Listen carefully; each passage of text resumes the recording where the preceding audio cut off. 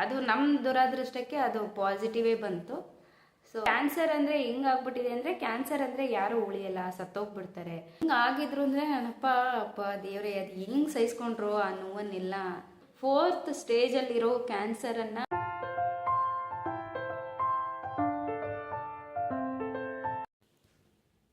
Hello, ಹೇಗಿದ್ದೀರಾ ಎಲ್ಲರೂ? ಚೆನ್ನಾಗಿದ್ದೀರಾ ಅಂದ್ಕೊಳ್ತೀನಿ. ನಾನು ಕೂಡ ಚೆನ್ನಾಗಿದ್ದೀನಿ.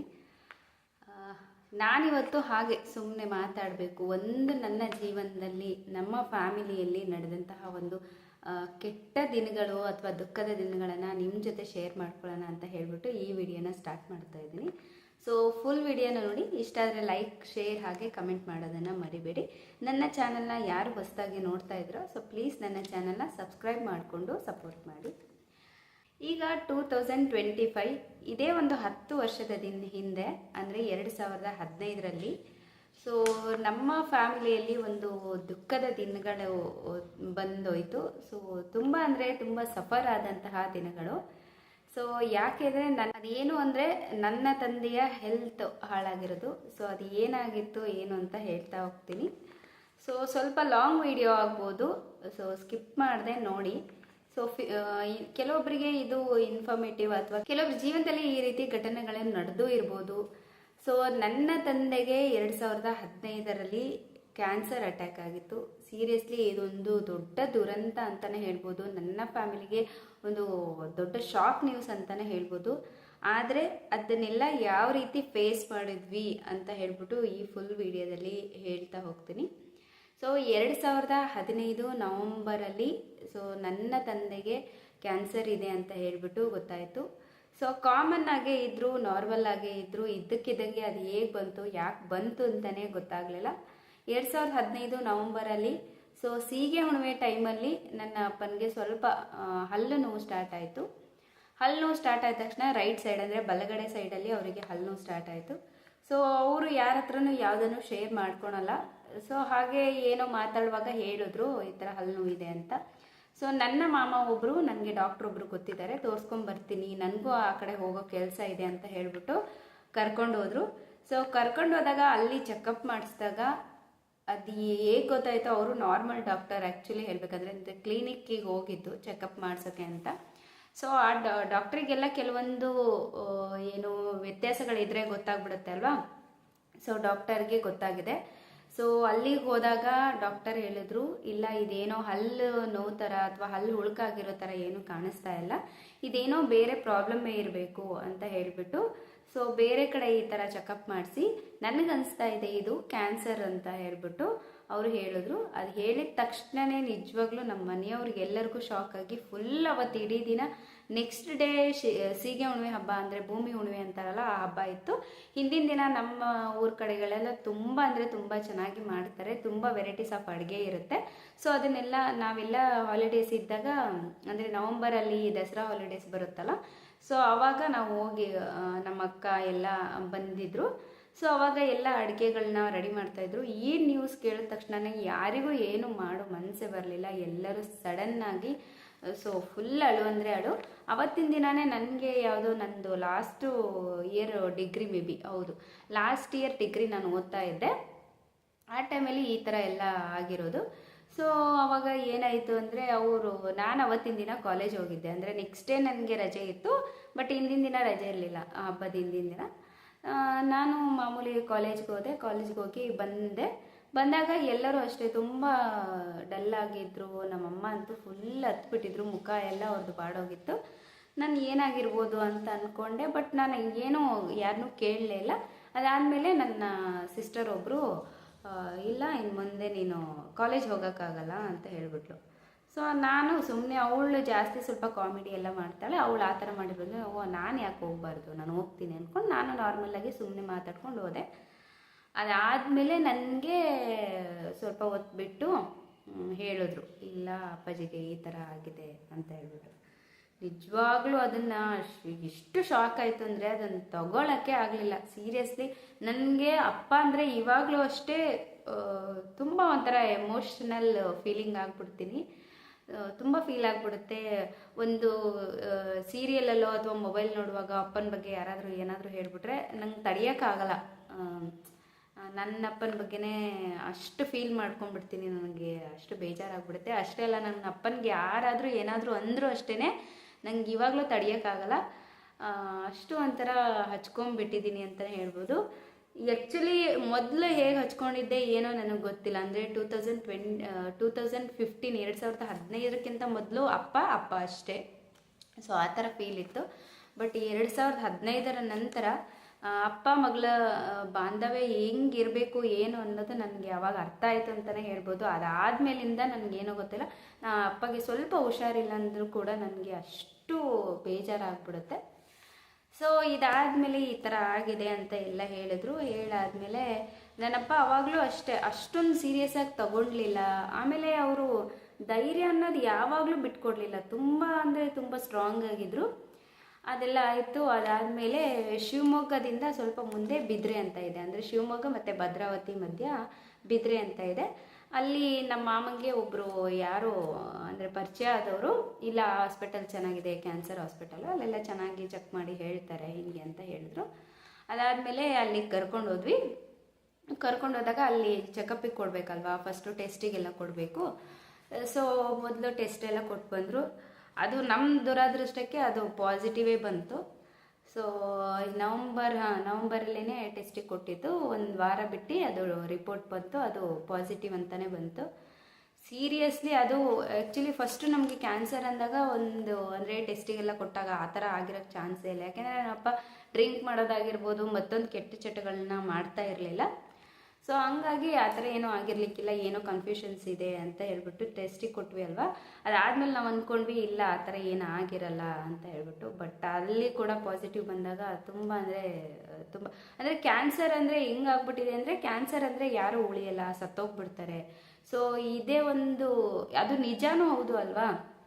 ಕ್ಯಾನ್ಸರ್ ಬಂದವರು ಉಳಿಯೋದು ತುಂಬ ಕಡಿಮೆ. ಸೊ ಅದಾದಮೇಲೆ ಹಾಸ್ಪಿಟಲ್ಗೆ ಹೋದಾದ್ಮೇಲೆ ಪಾಸಿಟಿವ್ ಬಂತು. ಅದಾದಮೇಲೆ ನೆಕ್ಸ್ಟು ಇಲ್ಲ ಆಪ್ರೇಷನ್ ಮಾಡಬೇಕು, ಅಂದರೆ ಇದು ರೈಟ್ ಸೈಡು ದವಡೆ ಏನಿದೆ ಅಲ್ಲಿ ಆಗಿರೋದು. ಸೊ ಅದನ್ನು ಪೂರ್ತಿ ಇಲ್ಲಿ ತೆಗಿಬೇಕು ಅಂತ ಹೇಳಿದರು. ಅದಾದಮೇಲೆ ಅದಷ್ಟಾದ್ರೂ ನನ್ನ ಅಪ್ಪಾಜಿ ಒಂಚೂರು ಅದೇ ಹೇಳಿದ್ನಲ್ಲ, ತುಂಬ ಸ್ಟ್ರಾಂಗ್. ನಾವೇ ಸ್ವಲ್ಪ ತುಂಬ ಭಯ ಪಟ್ಕೊಂಡಿದ್ವಿ, ಅವ್ರು ಮಾತ್ರ ತುಂಬ ಸ್ಟ್ರಾಂಗ್ ಆಗಿನೇ ಇದ್ದರು. ನವಂಬರ್ 24ನೇ ತಾರೀಕು ಮತ್ತೆ ನಮಗೆ ಬರೋದಕ್ಕೆ ಹೇಳಿದರು. ಅಂದರೆ ನವಂಬರ್ 25ನೇ ತಾರೀಕು ಆಪ್ರೇಷನ್ ಮಾಡ್ತೀವಿ, ನವಂಬರ್ 24 ಅಡ್ಮಿಟ್ ಆಗೋದಕ್ಕೆ ಹೇಳಿದರು. ಸೊ ನವಂಬರ್ 24 ನಮ್ಮಮ್ಮ, ನನ್ನ ಮಾಮ, ನನ್ನ ಬ್ರದರ್ ಒಬ್ಬರು ಎಲ್ಲ ಸೇರಿಕೊಂಡು ಹೋದರು ಆಪ್ರೇಷನ್ಗೆ ಅಂತ ಹೇಳ್ಬಿಟ್ಟು. ನವಂಬರ್ 24ನೇ ತಾರೀಕು ಅವರನ್ನು ಅಡ್ಮಿಟ್ ಮಾಡಿದ್ರು. ಸೊ ಅಲ್ಲಿವರೆಗೂ ಸ್ಟ್ರಾಂಗ್ ಆಗಿದ್ದವರು ಸ್ವಲ್ಪ BP ಅದು ನಾರ್ಮಲಾಗಿ ಯಾರಿಗಾದರೂ ಭಯ ಇರುತ್ತೆ ಆಪ್ರೇಷನ್ ಅಂದರೆ ಅಲ್ವಾ. ಸೊ ಹಾಗಾಗಿ ನವಂಬರ್ 24ನೇ ತಾರೀಕು ಅಡ್ಮಿಟ್ ಆದಾಗ ಸ್ವಲ್ಪ BP ವೇರಿಯೇಷನ್ ಕೂಡ ಆಯಿತು. ಡಾಕ್ಟರು ಮತ್ತೆ ಚೆಕ್ ಮಾಡಿಬಿಟ್ಟು ಸ್ವಲ್ಪ ಅದನ್ನು ಟ್ಯಾಬ್ಲೆಟು ಇಂಜೆಕ್ಷನು ಎಲ್ಲ ಕೊಟ್ಟು, ಆಮೇಲೆ ಸ್ವಲ್ಪ ನನ್ನ ಅಪ್ಪ ಜೊತೆಗೆ ಇರೋರು ಅಂದರೆ ನಮ್ಮ ಮಾಮ ಅವರೆಲ್ಲ ಸ್ವಲ್ಪ ಧೈರ್ಯ ಹೇಳಿದ್ರು. ಅದಾದಮೇಲೆ ಮತ್ತೆ ಸ್ಟ್ರಾಂಗ್ ಆದರು. ನೆಕ್ಸ್ಟ್ ಡೇ ಅಂದರೆ ಆಗ ನವಂಬರ್ 25ನೇ ತಾರೀಕು ಸೊ ಆಪ್ರೇಷನ್ನಿಗೆ ಅಂತ ಕರ್ಕೊಂಡು ಹೋದರು. ಸೊ ಅವತ್ತಿನ ದಿನ ಮಾತ್ರ ನಮಗೆ ಒಂಥರ ನಡ್ಕನೆ, ಏನಾಗುತ್ತೋ ಏನೋ ಎಷ್ಟು ಭಯ ಅಂದರೆ ಅಷ್ಟೊಂದು ಭಯ. ಸೊ ಪ್ರತಿಯೊಬ್ಬರು ನಮ್ಮ ಮನೆ ಎಲ್ಲ ಹಾಲಿಡೇಸ್ಗೆ ನಾವು ಹಾಲಿಡೇಸ್ ಇತ್ತು ಅಂದರೆ ಆಲ್ಮೋಸ್ಟ್ ನಮ್ಮ ಅಮ್ಮ ಮನೆಗೆ ಹೋಗ್ಬಿಡ್ತೀವಿ. ಎಲ್ಲರೂ ಫುಲ್ ಭಯದಲ್ಲಿದ್ದಾರೆ, ಯಾರಿಗೂ ಊಟ ನಿದ್ದೆ ಏನೂ ಆಗ್ತಾಯಿಲ್ಲ, ಅಷ್ಟೊಂದು ಭಯ ಪಟ್ಕೊಂಡಿದ್ವಿ. ಸೊ ಮಾರ್ನಿಂಗ್ ನವಂಬರ್ 25ನೇ ತಾರೀಕು ಆಪ್ರೇಷನ್ಗೆ ಅಂತ ಮಾರ್ನಿಂಗ್ ಕರ್ಕೊಂಡು ಹೋಗಿದ್ದು. ಸೊ ನೆಕ್ಸ್ಟು ಅಂದರೆ ಆಪ್ರೇಷನ್ ಎಲ್ಲ ಮುಗಿಸಿ ಅವರು ಆಚೆ ಬಂದಿರೋದು ಅಂದರೆ ಈವ್ನಿಂಗ್, ಅಂದರೆ ಮಾರ್ನಿಂಗ್ ಒಂದು 10:30 11ಗೇನೋ ಆಪ್ರೇಷನ್ ಥಿಯೇಟರಿಗೆ ಅಂತ ಕರ್ಕೊಂಡು ಹೋಗಿದ್ದು. ಸೊ ಆಪ್ರೇಷನಿಗೆ ಕರ್ಕೊಂಡು ಹೋಗಿ ಅವ್ರನ್ನ ಕರ್ಕೊಂಡು ಬಂದಿದ್ದು ಒಂದು 6 to 7 hours ಕಂಟಿನ್ಯೂಯಸ್ ಆಗಿ ಆಪ್ರೇಷನ್ ಆಗಿದೆ. ಸೊ ಪೂರ್ತಿ ಇಲ್ಲೆಲ್ಲ ತೆಗೆದುಬಿಟ್ಟಿದ್ರು. ಇಲ್ಲೆಲ್ಲ ಫುಲ್ ತೆಗೆದುಬಿಟ್ಟಾಗ ಇಲ್ಲಿ ಸ್ಕಿನ್ನು ತೆಗೆದುಬಿಡ್ತಾರೆ, ಈ ಭಾಗ ಎಲ್ಲ ತೆಗೆದು, ಅಂದರೆ ಅಲ್ಲಿ 1-2 ದವಡೆ ಹಲ್ಲುಗಳನ್ನ ಮತ್ತು ಇಲ್ಲಿ ಪೂರ್ತಿ ತೆಗೆದಾದ್ಮೇಲೆ ಇಲ್ಲಿಂದ ಅಂದರೆ ಇಲ್ಲಿ ಓಪನ್ ಮಾಡ್ಕೊಂಡು ಆಪ್ರೇಷನ್ ಮಾಡೋಕ್ಕಾಗಲ್ಲ ಅಂತ ಇಲ್ಲಿಂದ ಪೂರ್ತಿ ಆಪ್ರೇಷನ್ಗೋಸ್ಕರ ಇಲ್ಲೆಲ್ಲ ಕಟ್ ಮಾಡಿದರು.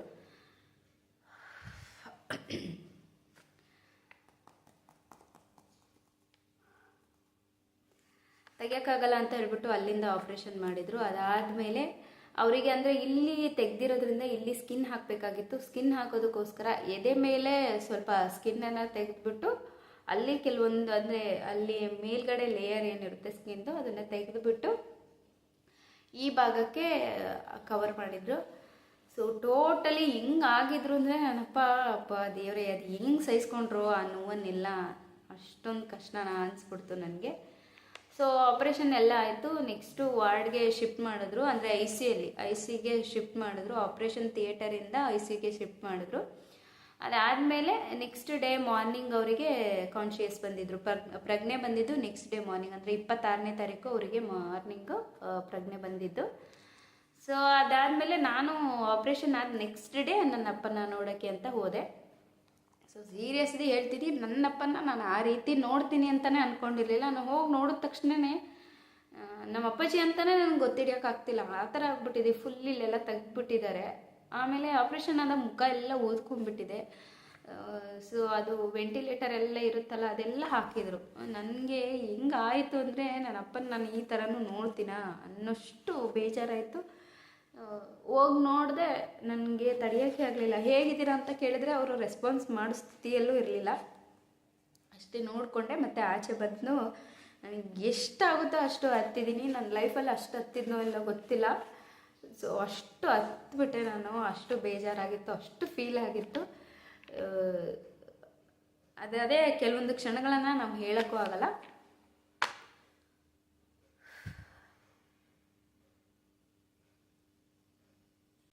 ಅದಾದಮೇಲೆ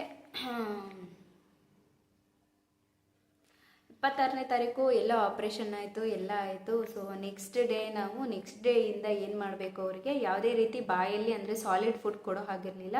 ಮೂಗಲ್ಲೇ ಎಲ್ಲ ಪೈಪ್ ಹಾಕ್ಬಿಟ್ಟಿದ್ರು.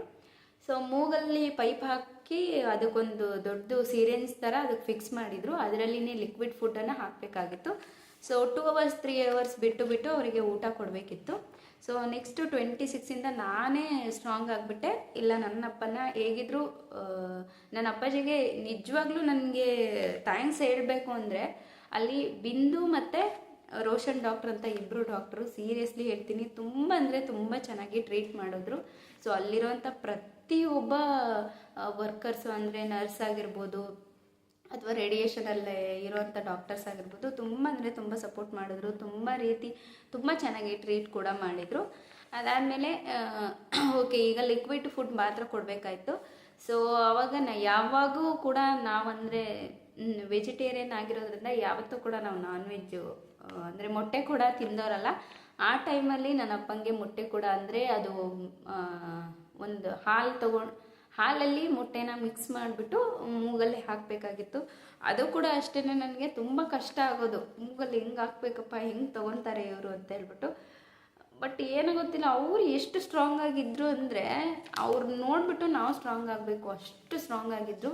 ಸೊ 2 hours ಒಂದ್ಸಲ 3 hours ಒಂದ್ಸಲ ಹೋಗಿ ನಾನು ಊಟ ಕೊಡ್ತಾಯಿದ್ದೆ. ಸೊ 9 days 9 ದಿನ ICUಯಲ್ಲೇ ಇಟ್ಟಿದ್ರು. ಸೊ 9 ದಿನ ಕೂಡ ನನಗೆ ಒಂದು ದಿನ ಕೂಡ ಅಲ್ಲಿ ನಿದ್ದೆ ಆಗಿಲ್ಲ ಹೇಳಬೇಕಂದ್ರೆ. ಅವರು ಕೂಡ ಅಷ್ಟೇ. ಸೊ ನೈಟ್ ಸ್ವಲ್ಪ ನಿದ್ದೆ ಆಗ್ತಿತ್ತು, ಅಂದರೆ ನಿದ್ದೆಗೆ ಮಾಡ್ಲಿಕ್ಕಂತಲೇ ಅವರು ಇಂಜೆಕ್ಷನ್ ಎಲ್ಲ ಕೊಟ್ಬಿಡ್ತಾಯಿದ್ರು ಅಲ್ವಾ, ಅದಕ್ಕೋಸ್ಕರ ಅದು ನಿದ್ದೆ ಮಾಡಿಬಿಡ್ತಾಯಿದ್ರು ಚೆನ್ನಾಗಿ. ಆದರೆ ಏನಾಗ್ತಿತ್ತು ಅಂದರೆ ಕೆಮ್ಮು ಬಂದುಬಿಡ್ತಾಯಿತ್ತು. ಸೊ ಈ ಭಾಗ ಎಲ್ಲ ತೆಗ್ದಿರೋದಕ್ಕೋಸ್ಕರ ಏನು ಮಾಡ್ತಿದ್ರು, ಕೆಮ್ಮು ಬಂದಿದ ತಕ್ಷಣ ಫುಲ್ಲು ಬ್ಲಡ್ ಎಲ್ಲ ವಾಮಿಟ್ ಆಗಿಬಿಡೋದು. ನನಗೆ ಅದನ್ನು ಕೂಡ ನೋಡೋಕ್ಕಾಗ್ತಿರ್ಲಿಲ್ಲ. ಸಡನ್ ಭಯ ಆಗಿಬಿಡೋದು ನನಗೆ. ಆ ಥರ ಬ್ಲಡ್ ಬಂದುಬಿಟ್ರೆ ಅಯ್ಯೋ ಏನಾಗ್ಬಿಡುತ್ತೋ ಅಂತ ಭಯ ಆಗಿಬಿಡೋದು. ಸೊ ಏನು ಮಾಡಬೇಕಾಗಿತ್ತು, ಅದೆಲ್ಲ ಕ್ಲೀನ್ ಮಾಡಿದ್ರಲ್ವ, ಕ್ಲೀನ್ ಮಾಡಿದ್ದಕ್ಕೋಸ್ಕರ ಅಲ್ಲಿಂದ ಬ್ಯಾಡ್ ಬ್ಲಡ್ಡು ಮತ್ತು ಅದೇನೋ ಎಲ್ಲ ಬ್ಯಾಡ್ ಇರೋವಂಥದ್ದು ಎಲ್ಲ ಆಚೆ ಬರಬೇಕು. ಸೊ ಆವಾಗ ಅದು ಸಡನ್ನಾಗಿ ಅವರಿಗೆ ಉಗಿಯೋಕ್ಕೂ ಆಗಲ್ಲ ಆಪ್ರೇಷನ್ ಆಗಿರೋದ್ರಿಂದ. ಅದಕ್ಕೆ ನಾವೇ ಅದನ್ನು ಕ್ಲೀನ್ ಮಾಡಬೇಕು. ಸೊ ಕ್ಲೀನ್ ಮಾಡಬೇಕು ಅಂದಾಗ ಏನು ಮಾಡಬೇಕು, ಅವರು ಹೈಡ್ರೋಜನ್ ಕೊಟ್ಟಿದ್ರು ನಮಗೆ. ಅದನ್ನು ಬಾಯಿ ಒಳಗಡೆ ಸ್ಪ್ರೇ ಮಾಡಿದ ತಕ್ಷಣ ಪೂರ್ತಿ ಆಚೆ ಬರುತ್ತೆ. ಅದನ್ನು ನಾವು ಒಂದು ಬೌಲಲ್ಲಿ ಇಟ್ಕೊಂಡು ಎಲ್ಲ ಕ್ಲೀನ್ ಮಾಡ್ಕೋಬೇಕು. ಆ ಥರ ಎಲ್ಲ ಮಾಡಬೇಕಿತ್ತು. ಸೊ ನಿಜವಾಗ್ಲೂ ಹೇಳ್ಬೇಕಂದ್ರೆ ನನ್ನ ಅಪ್ಪಾಜಿಗೆ ಆ ಥರ ಆಗಲಿಕ್ಕಿಂತ ಮೊದಲು ನಾನು ನಿಜವಾಗ್ಲೂ ಯಾವ ರೀತಿಯೂ ಸ್ಟ್ರಾಂಗ್ ಇರಲಿಲ್ಲ. ತುಂಬ ಎಲ್ಲದಕ್ಕೂ ಭಯಪಡ್ತಾ ಇದ್ದೆ. ಆಮೇಲೆ ಬ್ಲಡ್ ಅಂದರೆ ಸ್ವಲ್ಪ ನನಗೂ ಈ ಪ್ರತಿಯೊಬ್ಬರಿಗೂ ಕೆಲವೊಬ್ಬರಿಗೆ ಭಯ ಇದ್ದೇ ಇರುತ್ತೆ. ನನಗೂ ರಕ್ತ ಅಂದರೆ ಸ್ವಲ್ಪ ಭಯ ಅದೆಲ್ಲ ಇರ್ತಾಯಿತ್ತು.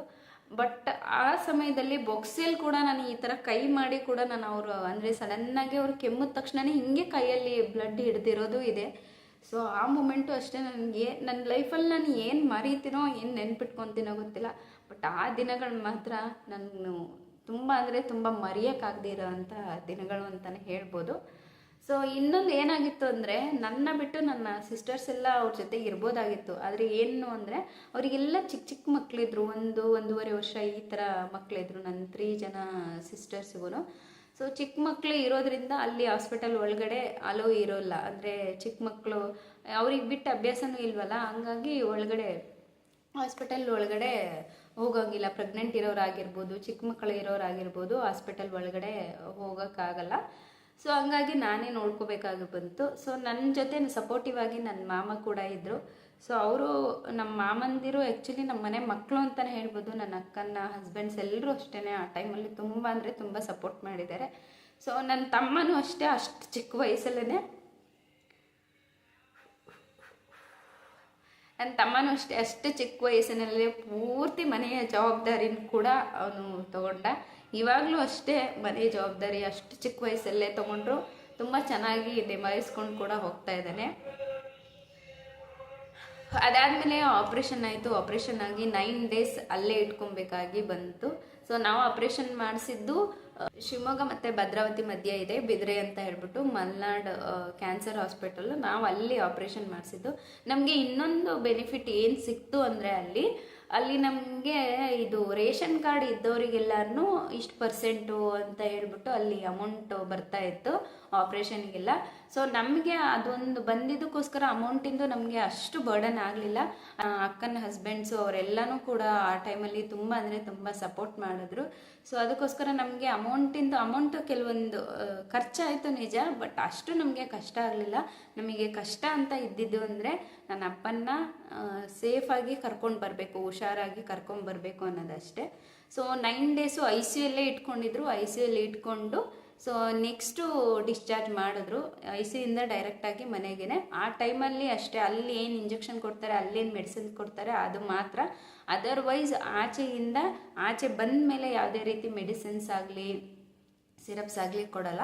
ಸೊ ನಾವೇನು ಊಟ ಕೊಡ್ತೀವಿ, ನಾವೇನು ಅವರನ್ನು ಯಾವ ರೀತಿ ನೋಡ್ಕೊತೀವಿ ಅನ್ನೋದ್ರ ಮೇಲೆ ಮಾತ್ರ ಡಿಪೆಂಡ್ ಆಗಿರುತ್ತೆ.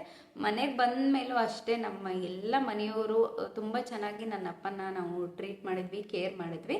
ಸೊ ಅಲ್ಲಿ ಹೋದ್ಮೇಲೂ ಅಷ್ಟೇ ನಾವು ಮೂಗಲ್ಲಿನೇ ಪೈಪಲ್ಲಿನೇ ಡೈಲಿ ಲಿಕ್ವಿಡ್ ಫುಡ್ ಹಾಕಬೇಕಾಗಿತ್ತು.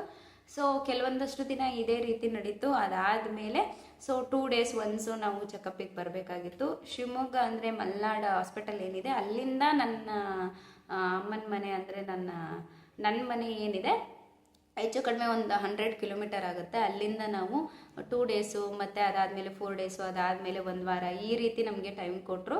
ಸೊ ಯಾವಾಗ ಹೋಗಿ ಚೆಕಪ್ ಮಾಡಿಸ್ತಿದ್ವಿ. ಅದಾದಮೇಲೆ ನೆಕ್ಸ್ಟು ರೇಡಿಯೇಷನ್ ಸ್ಟಾರ್ಟ್ ಆಯಿತು. ಆಪ್ರೇಷನ್ ಆಯಿತು, ಅಷ್ಟಕ್ಕೆ ಮುಗಿಲಿಲ್ಲ.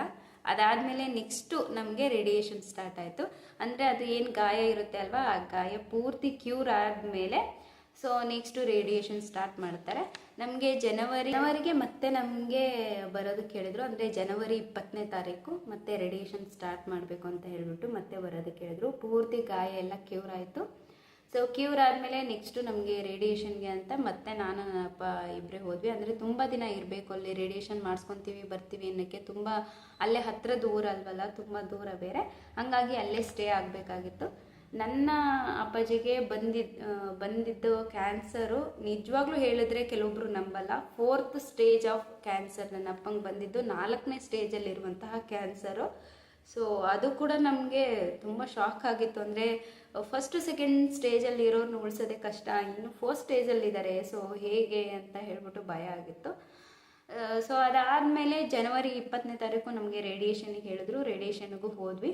ಸೊ ಅದಾದಮೇಲೆ ಫುಲ್ ಮಾಸ್ಕ್ ರೆಡಿ ಮಾಡ್ತಾರೆ. ಅಂದರೆ ಫೇಸ್ಗೆ ಯಾವ ಭಾಗದಲ್ಲಿ ಆಗಿರುತ್ತೋ ಆ ಭಾಗಕ್ಕೋಸ್ಕರ ಮಾಸ್ಕನ್ನು ರೆಡಿ ಮಾಡ್ತಾರೆ. ಅಂದರೆ ಯಾವ ಜಾಗದಲ್ಲಾಗಿದೆ ಆ ಜಾಗದಲ್ಲಿ ಮಾತ್ರ ರೇಡಿಯೇಷನ್ನ ಕೊಡ್ತಾರೆ, ಬೇರೆ ಭಾಗಕ್ಕೆ ಎಫೆಕ್ಟ್ ಆಗಬಾರ್ದು ಅನ್ನೋದಕ್ಕೋಸ್ಕರ ಮಾಸ್ಕನ್ನು ರೆಡಿ ಮಾಡ್ತಾರೆ. ಸೊ ಆವಾಗಲೂ ಅಷ್ಟೇ ಡಾಕ್ಟ್ರು ತುಂಬ ಚೆನ್ನಾಗಿ ಕೋಪ್ರೇಟ್ ಕೂಡ ಮಾಡಿದ್ರು. ಮಾಸ್ಕು ಅದೆಲ್ಲ ರೆಡಿ ಮಾಡಬೇಕು ಅಂದರೆ ಮತ್ತೆ ನಾವು ಬಿದ್ರೆ ಹಾಸ್ಪಿಟಲ್, ಮಲ್ನಾಡ್ ಕ್ಯಾನ್ಸರ್ ಹಾಸ್ಪಿಟಲಿಂದ ಮತ್ತೆ ನಮ್ಗೆ ನೆಕ್ಸ್ಟು ಶಿವಮೊಗ್ಗದಲ್ಲಿರುವಂಥ ಮಲ್ನಾಡ್ ಹೈಟೆಕ್ ಹಾಸ್ಪಿಟಲಿಗೆ ಮಾಸ್ಕ್ ರೆಡಿ ಮಾಡೋದಕ್ಕೆ ಕರ್ಕೊಂಡೋದ್ರು. ಅಲ್ಲಿ ಮಾಸ್ಕ್ ಎಲ್ಲ ರೆಡಿ ಮಾಡಿದ್ರು. ಸೊ ನೆಕ್ಸ್ಟ್ ಡೇಯಿಂದ ಸ್ಟಾರ್ಟ್ ಆಯಿತು ನಮಗೆ ರೇಡಿಯೇಷನು. ಆ ಡೇಗಳು ಅಷ್ಟೇ ನಮಗೆ ನಿಜವಾಗ್ಲೂ ತುಂಬ ಅಂದರೆ ತುಂಬ ಕಷ್ಟ. ವೀಕ್ಲಿ ಒನ್ಸು ಕೀಮೋಥೆರಪಿ ಇರ್ತಾ ಇತ್ತು. ಸೊ 6 ಕಿಮೋಥೆರಪಿ ಮತ್ತು 32 ರೇಡಿಯೇಷನ್ನು ನನ್ನ ಅಪ್ಪಾಜಿಗೆ ಕೊಟ್ಟಿರುವಂಥದ್ದು. ಸೊ ಹಾಗಾಗಿ ನಾವು ಏನು ಮಾಡಿದ್ವಿ, ಹಾಸ್ಪಿಟಲಲ್ಲಿ ಕೂಡ ಇರ್ಬೋದಾಗಿತ್ತು. ಹಾಸ್ಪಿಟಲಲ್ಲಿದ್ದರೆ ನಮಗೆ ಫ್ರೀಯಾಗಿ ಅಲ್ಲಿ ಸ್ಟೇ ಅಂದರೆ ಉಳ್ಕೊಬೋದಾಗಿತ್ತು. ಆಚೆದೆಲ್ಲ ಇದ್ದರೆ ನಮ್ಮದೇ ಖರ್ಚಾಗಿತ್ತು. ನಮಗೆ ಹಾಸ್ಪಿಟಲಲ್ಲಿ ಇರೋಕ್ಕೆ ಕಷ್ಟ ಆಗುತ್ತೆ ಅಂತ ಹೇಳ್ಬಿಟ್ಟು ಸೊ ನಮ್ಮನೆಯವರೆಲ್ಲ ಏನು ಮಾಡಿದ್ರು, ಹಾಸ್ಪಿಟಲಿಂದ ಹೊರಗಡೆ ನಮಗೆ ರೂಮ್ ಮಾಡಿಕೊಟ್ಬಿಟ್ಟು ಅಲ್ಲಿ ನಮಗೆ ಏನು ದಿನನಿತ್ಯ ಬಳಸೋಕ್ಕೆ ಏನು ತಿಂಡಿ ಅದೆಲ್ಲ ಬೇಕೋ ಅದನ್ನೆಲ್ಲ ಪಾತ್ರೆಗಳಾಗಿರ್ಬೋದು, ಹಾಸಿಗೆ ದಿಂಬು ಎಲ್ಲ ರೆಡಿ ಮಾಡಿಕೊಟ್ಬಿಟ್ಟು ಬಂದರು. ಸೊ ವೀಕ್ಲಿ ಮತ್ತು 15 ದಿನಕ್ಕೊಂದ್ಸಲ ಯಾರಾದರೂ ಬಂದು ಹೋಗ್ತಾ ಇದ್ರು. ಬಟ್ ಹೆಚ್ಚು ಕಡಿಮೆ ನಾವು 3 ತಿಂಗಳು ಅಲ್ಲೇ ಇದ್ವಿ, 3ರಿಂದ 3.5 ತಿಂಗಳು ಅಲ್ಲೇ ಇದ್ವಿ. ಸೊ ರೂಮ್ ಮಾಡಿಕೊಂಡು ನಾನು ಮತ್ತು ನಮ್ಮ ಅಪ್ಪಾಜಿ ಅಷ್ಟೇ. ಸೊ ನನಗಂತೂ ಅವತ್ತು ಅಲ್ಲಿ ಏನಿದ್ದೆ ಅಲ್ವಾ, ಅದು ನನಗೆ ತುಂಬ ಕಷ್ಟನೇ. ಸೊ ಬೆಳಗ್ಗೆ ನಾವು ರೇಡಿಯೇಷನ್ಗೆ ಅಂತ ಹಾಸ್ಪಿಟಲಿಗೆ ಹೋಗಬೇಕಾಗಿತ್ತು. ಸಂಡೇ ರಜೆ ಇರ್ತಾಯಿತ್ತು. ಇನ್ನು 6 ದಿನ ಮಾತ್ರ ಅಲ್ಲಿ ಹಾಸ್ಪಿಟಲ್ ಓಪನ್, ಅಂದರೆ ಇಂಥ ರೇಡಿಯೇಷನ್ ಕೊಡೋಕ್ಕೆಲ್ಲ ಓಪನ್ ಇರ್ತಾಯಿತ್ತು. ನಾವು ಅದೇ ಹೋಗ್ತಾ ಇದ್ವಿ. ಮಂಡೇ ಬೆಳಗ್ಗೆನೇ ಬೇಗ ಹೋಗಿ ಟೋಕನ್ ತೊಗೋಬೇಕಾಗಿತ್ತು. ಅಂದರೆ ಯಾರು ಫಸ್ಟ್ ಟೋಕನ್ ತೊಗೊತಾರೋ ಅವ್ರು ಫಸ್ಟ್ ಬೇಗ ರೇಡಿಯೇಷನ್ ಮುಗಿದ್ಬಿಡ್ತಾಯಿತ್ತು, ಆಮೇಲೆ ಆರಾಮಾಗಿರ್ಬೋದಲ್ಲ ಅಂತ ಹೇಳ್ಬಿಟ್ಟು. ಸೊ ಆಮೇಲೆ ಏನು ಮಾಡಿಬಿಟ್ರು, ಸ್ಟಾರ್ಟಿಂಗ್ ಅದಕ್ಕೆ ಒಂದು 5 ಗಂಟೆಗೆ ಎದ್ದೋಗ್ಬಿಟ್ಟು ನಾವು ಏನು ಮಾಡಿದ್ವಿ ಅಂದರೆ, ಒಂದು ಫುಲ್ಲು ಬಿಲ್ಡಿಂಗ್ ಏನಿತ್ತು ಅಲ್ಲಿ 12 ರೂಮ್ ಇತ್ತು. 12 ರೂಮಲ್ಲೂ ಕ್ಯಾನ್ಸರ್ ಇರುವಂಥ ಪೇಷಂಟ್ಗಳೇ ನಾವು ರೂಮ್ ಮಾಡ್ಕೊಂಡು ಅಕ್ಕಪಕ್ಕ ರೂಮ್ ಮಾಡ್ಕೊಂಡಿದ್ವಿ. ಸೊ ಹಾಗಾಗಿ ಒಬ್ರಿಗೊಬ್ರು ತುಂಬ ಚೆನ್ನಾಗಿ ಪರಿಚಯ ಇದ್ವಿ. ನಮಗೆ ಆ ಥರ ಪರಿಚಯ ಆಗಿದ್ದು ಒಂಥರ ಫ್ಯಾಮಿಲಿ ಥರ ಆಗಿಬಿಟ್ರು ಎಲ್ಲರೂ ಕೂಡ. ಹಾಗಾಗಿ ಅಲ್ಲಿರೋಕ್ಕೆ ನಮಗೆ ಕೆಲವೊಂದು ದಿನಗಳ ಕಷ್ಟ ಆಗಲಿಲ್ಲ. ಡೈಲಿ ಎಲ್ಲರೂ ಚೆನ್ನಾಗಿ ಮಾತಾಡ್ಕೊತಿದ್ವಿ. ಬೆಳಗ್ಗೆನೇ ಬೇಗ 5 ಗಂಟೆಗೆ ಹೋಗಿ ಟೋಕನ್ ಎಲ್ಲ ತೊಗೊತಿದ್ವಿ. ಪೇಷಂಟ್ಗಳನ್ನು ಕರ್ಕೊಂಡೋಗೋಕ್ಕೆ ಅಲ್ಲಿ ಫುಲ್ ಡೇ ಕರ್ಕೊಂಡೋಗಿ ಅಲ್ಲೇ ಕೂತ್ಕೊಂಡು ಮಾಡಿಸ್ಕೊಂಬರೋ ಕಷ್ಟ ಅಂತ ಹೇಳ್ಬಿಟ್ಟು ಬೆಳಗ್ಗೆ ಬೇಗ ಟೋಕನ್ ತೊಗೊಂಡು ರೇಡಿಯೇಷನ್ಗೆಲ್ಲ ಹೋಗ್ತಾಯಿದ್ವಿ. ಅದಾದಮೇಲೆ ಏನಾಯಿತು ಅಂದರೆ, ಸೊ ಅಲ್ಲೇ ಏನು ಉಳ್ಕೊಂಡಿರ್ತಾರೆ ಅವರಿಗೆ ಲೇಟಾಗಿ ಕೊಡ್ತಾಯಿದ್ರು. ದೂರದಿಂದ ಬರೋರಿಗೆ ಕಷ್ಟ ಆಗುತ್ತೆ ಅಂತ ಹೇಳ್ಬಿಟ್ಟು ಫಸ್ಟು ರೇಡಿಯೇಷನ್ ಎಲ್ಲ ಕೊಟ್ಟು ಕಳಿಸ್ಬಿಡ್ತಾಯಿದ್ರು. ಸೊ ಆ ಟೈಮಲ್ಲೆಲ್ಲ ಏನಾಗ್ತಾಯಿತ್ತು ಅಂದರೆ, ಬೆಳಗ್ಗೆ ಒಂದು 9 ಗಂಟೆ 10 ಗಂಟೆಗೆ ನಾವು ಹಾಸ್ಪಿಟಲಿಗೆ ಹೋಗೋದ್ರಿ, ತಿರ್ಗಾ ನೈಟು ನಾವು 9-10 ಗಂಟೆಗೆ ಬರ್ತಾಯಿದ್ವಿ. ಕೆಲವೊಂದ್ಸಲ ಊಟ ಮಾಡೋಕ್ಕೂ ಆಗ್ತಾ ಇರಲಿಲ್ಲ. ನಮ್ಮ ಅಪ್ಪಾಜಿಗೆ ಏನು ಬೇಕೋ ಅಷ್ಟು ನಾನು ಮಾಡ್ತಾಯಿದ್ದೆ. ಅಂದರೆ ಗಂಜಿ ಅದೆಲ್ಲ ಅಷ್ಟೇ ಆಗ್ತಾ ಇದ್ದಿದ್ದು, ಕುಡಿಯೋದಕ್ಕೆಲ್ಲ ಗಂಜಿ ಅದನ್ನು ಏನೋ ಕುಡಿಸ್ಕೊಂಡು ಕರ್ಕೊಂಬರ್ತಾ ಇದ್ದೆ. ಸೊ ಕರ್ಕೊಂಡು ಬಂದು ಅಲ್ಲೇ ಇರ್ತಾಯಿದ್ದೆ. ಕೆಲವೊಂದ್ಸಲ ಊಟ ಕೂಡ ಮಾಡೋಕ್ಕಾಗ್ತಿರ್ಲಿಲ್ಲ. ನಮಗೆ ಏನು ಅಂದರೆ, ಊಟ ತಿಂದಕ್ಕಿಂತ 32 ದಿನ ನಾನು ಕ್ಯಾಲೆಂಡರ್ ಥರ, ಏನು ಕ್ಯಾಲೆಂಡರಲ್ಲಿ ಹಬ್ಬ ಬರುತ್ತೆ, ರಜೆಗಳು ಬರುತ್ತೆ ಅಂತ ಯಾವ ರೀತಿ ನಾವು ನೋಡ್ಕೊತಾ ಇದ್ವೋ ಆ ರೀತಿ 32 ಯಾವಾಗ ಕಂಪ್ಲೀಟ್ ಆಗುತ್ತೋ ಅಂತ ಹೇಳ್ಬಿಟ್ಟು ಡೈಲಿ ನೋಡ್ತಾ ಇದ್ದೆ. 1 ಆಯಿತು 2 ಆಯಿತು ಅಂತ ಹೇಳ್ಬಿಟ್ಟು ಅಷ್ಟು ಕಷ್ಟ ಆಗ್ಬಿಟ್ಟಿತ್ತು ನಮ್ಗೆ ಅಲ್ಲಿರೋದಕ್ಕೆ. ಸೊ ನನಗೆ ನಿಜವಾಗ್ಲೂ ಹೇಳಬೇಕಂದ್ರೆ ಅಲ್ಲಿ ಕೆಲವಾರು ಜನ ನನಗೆ ತುಂಬ ಚೆನ್ನಾಗಿ ಪರಿಚಯ ಆದರು. ಅದರಲ್ಲಿ ಮೇನ್ ಇಂಪಾರ್ಟೆಂಟ್ ಮಂಜುಳಾ ಅಂತ ಹೇಳಿ ಒಬ್ಬರು ಆಂಟಿ ನನಗೆ ಪರಿಚಯ ಆದರು. ಅವರು ಸ್ವಂತ ನನ್ನ ಸಿಸ್ಟರ್ ಥರ ತುಂಬ ಕೇರ್ ಮಾಡ್ತಾಯಿದ್ರು. ಸೊ ಊರಿಂದ ಡೈಲಿ ಅವರು ಅಪ್ ಆ್ಯಂಡ್ ಡೌನ್ ಮಾಡ್ತಾಯಿದ್ರು. ಚಿಕ್ಕ ಮಕ್ಕಳನ್ನ ಬಿಟ್ಟು ಅವ್ರ ಅಪ್ಪಂಗೂ ಕೂಡ ಅದೇ ರೀತಿ ಆಗಿತ್ತು. ಸೊ ಅವರು ಕರ್ಕೊಂಡು ಬರ್ತಾಯಿದ್ರು. ಅವ್ರು ಕರ್ಕೊಂಡು ಬಂದರು, ಟ್ರೀಟ್ಮೆಂಟ್ ಎಲ್ಲ ಮುಗಿಸ್ಕೊಂಡು ಪಾಪ ಮತ್ತೆ ನೈಟ್ ಹೋಗ್ತಾಯಿದ್ರು. ಆವಾಗ ಫುಲ್ ಡೇ ಏನಾಗ್ತಾಯಿತ್ತು, ಅವ್ರಿಗೆ ಏನಾದ್ರು ಟೈರ್ಡ್ ಆದರೆ ಹೆಂಗಾದರೆ ನಾವು ಒಂದೇ ರೂಮಲ್ಲಿ ಇರ್ತಾಯಿದ್ವಿ, ಅಥವಾ ಹಾಸ್ಪಿಟಲಲ್ಲಿ ಇದ್ರೂ ಜೊತೆಗೇ ಒಟ್ಟಿಗೆ ಇರ್ತಾಯಿದ್ವಿ. ಸೊ ಹಾಗಾಗಿ ನನಗೆ ಸ್ವಲ್ಪ ಕೆಲವೊಂದು ದಿನ ಅಷ್ಟು ಕಷ್ಟ ಆಗಲಿಲ್ಲ. ಸೊ ಸೀರಿಯಸ್ಲಿ ಹೇಳ್ಬೇಕಂದ್ರೆ ಆ ಒಂದು ಹೋಲ್ ಪೀರಿಯಡ್ ಏನಿದೆ ಹಾಸ್ಪಿಟಲ್ದಾಗಿರ್ಬೋದು, ಕೀಮೋಥೆರಪಿ ಆಗಿರ್ಬೋದು, ಕೀಮೋಥೆರಪಿನೂ ಅಷ್ಟೇ ಸ್ವಲ್ಪ ಪೇಷಂಟ್ಗಳಿಗೆ ತಲೆ ಸುತ್ತು, ವಾಮಿಟು ಎಲ್ಲ ಬರುತ್ತೆ. ಆ ಟೈಮಲ್ಲೂ ಕೂಡ ಅಷ್ಟೇ ತುಂಬ ಕೇರ್ಫುಲ್ಲಾಗಿ ನೋಡ್ಕೊಬೇಕು. ಸೊ ತುಂಬ ಅಂದರೆ ತುಂಬ ಕಷ್ಟಪಟ್ಟು ನಾವು ಆ ದಿನಗಳನ್ನು ಕಳೆದಿರೋದು. ಹೇಳ್ಬೇಕಂದ್ರೆ ಇವಾಗ ನಾರ್ಮಲಾಗಿ ನಾನು ಹೇಳ್ತಿರ್ಬೋದು, ಅಂದರೆ ಆಗಲೇ 10 ವರ್ಷ ಆಯಿತು ಕಳೆದೋಗಿ. ನನ್ನ ಅಪ್ಪ ಕೂಡ ನನ್ನ ಜೊತೆಗಿದ್ದಾರೆ, ಅದಕ್ಕೋಸ್ಕರ ನಾನು ನಾರ್ಮಲಾಗಿ ಹೇಳ್ತಿರ್ಬೋದು. ಬಟ್ ಆ ಫೀಲನ್ನು ನಾನು ಫೀಲ್ ಮಾಡಿದಾಗ ಅಲ್ಲಿ ದಿನಗಳನ್ನೆಲ್ಲ ತುಂಬ ಅಂದರೆ ತುಂಬ ಅಳು ಬರುತ್ತೆ, ಕಷ್ಟ ಆಗುತ್ತೆ ನನಗೆ. ಸೊ ನಾನು ಇವಾಗ ಆ್ಯಕ್ಚುಲಿ ನಿಮ್ಮ ಹತ್ರ ಶೇರ್ ಮಾಡ್ಕೊತಿರೋದು ಒಂದು 10-20% ಅಷ್ಟೇ. ಬಟ್ ಆ ಹೋಲ್ ಟೈಮಲ್ಲ ನಮ್ಮ ಮನೆಯವರು ಎಲ್ಲರೂ ನಾವು ಫೇಸ್ ಮಾಡಿದ್ದಿದೆಯಲ್ಲ, ತುಂಬ ಅಂದರೆ ತುಂಬ ಕಷ್ಟದ ಮೂಮೆಂಟ್ ಅಂತಲೇ ಹೇಳ್ಬೋದು. ಸೊ ಇನ್ನೊಂದು ಏನು ಅಂದರೆ, 4th ಸ್ಟೇಜಲ್ಲಿರೋರು ಬದುಕಲ್ಲ, ಆಯಿತಾ. ಸೊ ಆದರೆ ನನ್ನಪ್ಪನ ವಿಲ್ ಪವರ್ ಏನೋ, ಡಾಕ್ಟ್ರೇ ಅಷ್ಟೇ ಲಾಸ್ಟಿಗೆ ಎಲ್ಲ ಟ್ರೀಟ್ಮೆಂಟ್ ಎಲ್ಲ ಕಂಪ್ಲೀಟ್ ಆದಮೇಲೆ ಇಲ್ಲ ಎಲ್ಲ ಓಕೆ ಆಗಿದೆ ಮತ್ತು ನೆಕ್ಸ್ಟು ಟೆಸ್ಟ್ ಎಲ್ಲ ಮಾಡ್ತಾರೆ. ಅವಾಗ ಏನು ಹೇಳಿದ್ರು, ನೀವೇನಾದರೂ ಆಯುರ್ವೇದಿಕ್ ಮೆಡಿಸಿನ್ ಏನಾದರೂ ತೊಗೋತೀರಾ ಇನ್ನು ನೆಕ್ಸ್ಟು ಅಂತ ಹೇಳಿದ್ರು. ಆವಾಗಲೂ ಕೂಡ ನನಗೆ ಭಯ ಆಗಿತ್ತು, ಇನ್ನೂ ಏನಾದ್ರು ಪ್ರಾಬ್ಲಮ್ ಇದೆಯಾ ಹಿಂಗೆ ಅಂತ ಹೇಳ್ಬಿಟ್ಟು. ಇಲ್ಲ ಅದೇನು ಬೇಡ, ಬೇಕಿದ್ರೆ ಇದನ್ನೇ ಕೊಡಿ ಅಂತ. ಇಲ್ಲ ಏನೂ ಪ್ರಾಬ್ಲಮ್ ಇಲ್ಲ ಅಂತ ಹೇಳಿ ಕಳಿಸಿದ್ರು. ಅದಾದಮೇಲೂ ಅಷ್ಟೇ ಒಂದು ವರ್ಷ ಆದಮೇಲೆ ಸ್ವಲ್ಪ ಅವರಿಗೆ ಪೇನ್ ಏನೋ ಬರ್ತಾಯಿತ್ತು ಅಂತ ಚೆಕಪ್ಪಿಗೆ ಹೋಗಿದ್ವಿ. ಅವಾಗಲೂ ಟೆಸ್ಟಿಗೆ ತೊಗೊಂಡಿದ್ರು. ಆವಾಗಲೂ ಭಯ ಆಗಿತ್ತು ಎಲ್ಲಪ್ಪ ಮತ್ತೆ ಹಂಗೆ ಆಗ್ಬಿಡುತ್ತೆ ಅಂತ. ಬಟ್ ನನ್ನಪ್ಪ ಸ್ಟ್ರಾಂಗ್ ಇದ್ದರು. ಆದರೆ ಆಗಲಿ ಮತ್ತೆ ಆಪ್ರೇಷನ್ ಮಾಡಿಸ್ಕೊಳ್ಳೋಣ ಬಿಡು, ಅಂದರೆ ನಮಗೆ ಧೈರ್ಯ ತುಂಬೋದಕ್ಕೋಸ್ಕರ ಅವ್ರು ಆ ಥರ ಹೇಳ್ತಾಯಿದ್ರು. ಸೊ ದೇವ್ರ ದಯದಿಂದ ಅದು ನೆಗೆಟಿವ್ ಅಂತ ಬಂತು. ಇವಾಗಲೂ ಕೂಡ ನನ್ನಪ್ಪ ಸ್ಟ್ರಾಂಗ್ ಆಗಿದ್ದಾರೆ, ಎಲ್ಲ ಕೆಲಸಗಳನ್ನು ಮಾಡ್ತಾರೆ. ಸ್ವಲ್ಪ ಸಾಲಿಡ್ ಅಂದರೆ ಗಟ್ಟಿ ಪದಾರ್ಥ ತುಂಬ ಗಟ್ಟಿಯಾಗಿರೋದನ್ನ ಅಷ್ಟು ತಿನ್ನೋಕ್ಕಾಗಲ್ಲ, ಬಟ್ ಆರಾಮಾಗಿದ್ದಾರೆ. ಸೊ ಅಷ್ಟಾದರೂ ಇದೆ ಅಲ್ವಾ ಅನ್ನೋದು ಖುಷಿ ಇದೆ. ಸೊ ಹೋಲ್ ಒಂದು 2 ವರ್ಷ ಕಂಟಿನ್ಯೂಯಸ್ ಆಗಿ ಚೆಕಪ್ಪಿಗೆ ಹೋಗಬೇಕಾಗಿತ್ತು. ಸೊ ಅದೆಲ್ಲ ಮುಗಿಸ್ಕೊಂಡು ಎಲ್ಲ ಆಯಿತು. ನಾವೇನು 12 ರೂಮ್ಗಳಿದ್ವು, ಅಂದರೆ ಏನು ಕ್ಯಾನ್ಸರ್ ಪೇಷಂಟ್ಗಳು ಏನಿದ್ರಲ್ವ, ಸೊ 12 ರೂಮಲ್ಲಿ ಇರೋರು ಕೂಡ ಒಬ್ಬರು ಕೂಡ ಇದುವರೆಗೂ ಉಳಿದಿಲ್ಲ. ಆವಾಗಲೇ ನಾವು ಟ್ರೀಟ್ಮೆಂಟಿಗೆ ಹೋಗುವಾಗಲೇ ಕೆಲವೊಬ್ಬರು ಸತ್ತೋದ್ರು. ಆ ಟ್ರೀಟ್ಮೆಂಟ್ ಎಲ್ಲ ನನ್ನ ಅಪ್ಪಾಜಿದು ಕಂಪ್ಲೀಟ್ ಆಗೋದ್ರೊಳಗಡೆ ಒಬ್ಬರು ಸತ್ತೋದ್ರು. ಸೊ ಹಿಂಗೆ ಡೇ ಬೈ ಡೇ ಒಬ್ಬೊಬ್ಬರೇ ಎಲ್ಲರೂ ಕೂಡ ಆ ಪೇಷಂಟ್ಗಳು ಸತ್ತೋದ್ರು. ಸೊ ಉಳಿದವರು ನನ್ನ ಅಪ್ಪ ಒಬ್ಬರೇ. ಸೊ ಗ್ರೇಟ್ ಅಂತಲೇ ಹೇಳ್ಬೋದು ನಾವು ಆ ಸಿಚುವೇಶನ್ನ ಹ್ಯಾಂಡಲ್ ಮಾಡಿದ್ದು.